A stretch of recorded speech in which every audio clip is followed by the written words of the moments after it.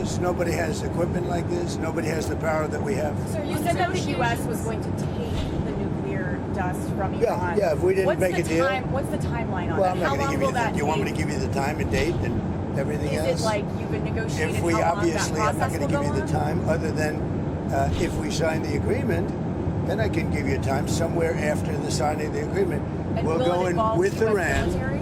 We'll go in with Iran, and we will take it together, and we will bring it back, 100% of it, back to the United States.